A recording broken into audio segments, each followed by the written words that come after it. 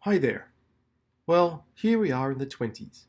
We've gone past all the chapters related to teaching the language skills and are now ready to move on to assessing those skills.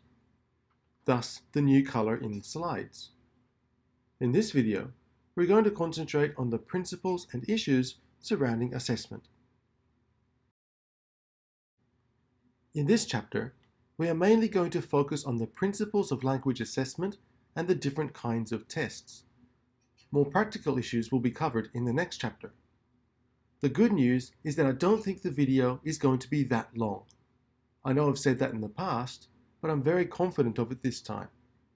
Hopefully, I can bring the average time from my videos a little closer to 10 minutes, which was the goal at the beginning of the course.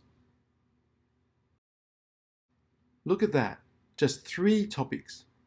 Of course, we'll have a couple of discussion topics along the way, but these are the main topics we'll cover in this video.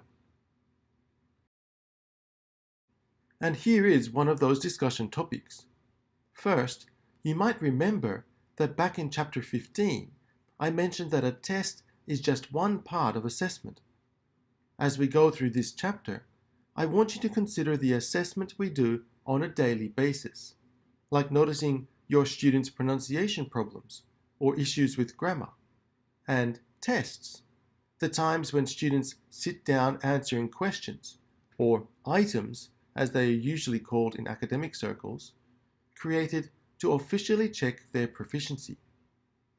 Now students, and perhaps you too, often don't like these tests very much. Why not? What's so bad or scary about them? How do you feel about tests? Get your ideas together and let's talk about tests in class. Well, when we make tests, and if you become a teacher in the future, you will almost certainly make tests, there are 5 basic principles we need to keep in mind. Let's have a quick look at them. First, we have practicality. This covers issues like whether the test costs too much money, is too long to do, and takes too long to mark. When I make a test, I always spend a little extra time on the design, so it won't take me as long to mark later on. Next, we have reliability. This is where we think about the fairness of the test. Does it matter who marks it? Does the marker's opinion about a score affect the score? A multiple choice test will be very reliable, but a composition as assessment might have lower reliability. To increase the reliability of the test, use a rubric with clear descriptions of each criterion you are assessing. Third is validity. When considering validity, we need to think about whether what is in the test was really covered in class. We don't want students thinking, hang on, when did we do this?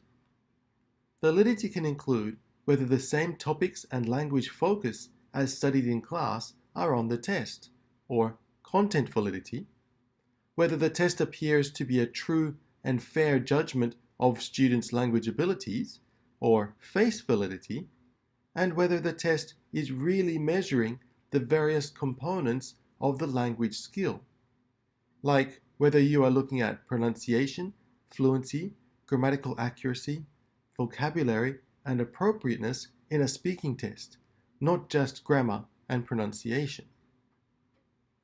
Then we have authenticity, which doesn't really need any special explanation. But, just in case, we want to make sure that the language we use in our tests reflects the type of language used in the real world. And finally, we have the big one, washback. This, my friends, might be the most important page in this book. Washback refers to the effects a test or assessment has on the study habits and general classroom attitudes of students. So, for example, if you focus the majority of your test on grammatical accuracy, your students will focus on grammatical accuracy in their studies and classes.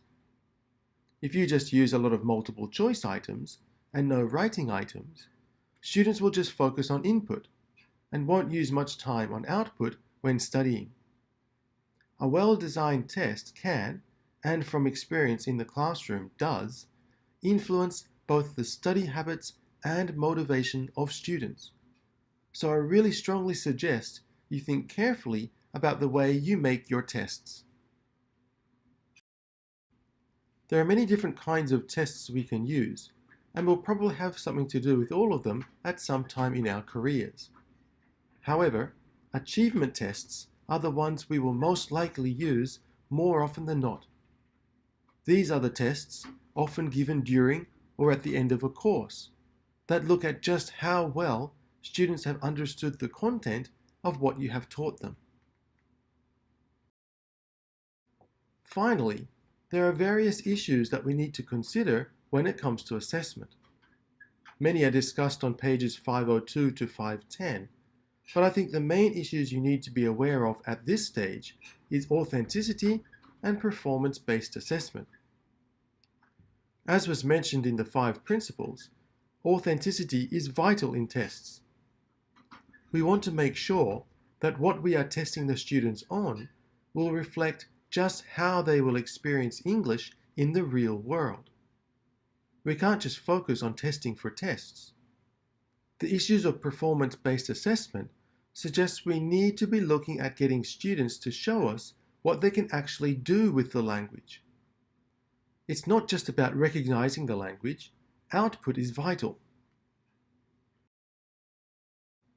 And we are going to finish with one more discussion. Yes, just the 2 discussion topics for this chapter.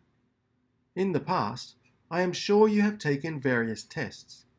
Considering the principles and issues we see in this chapter, I would like you to do a critical analysis of 2 of the tests you have taken in the past. If you're able to bring a copy of the test into class, that would be fantastic. And with that, we are done. We only had the 2 discussion topics for this chapter, so make sure you get your ideas together nice and clearly and be ready for a high quality discussion in class. See you then.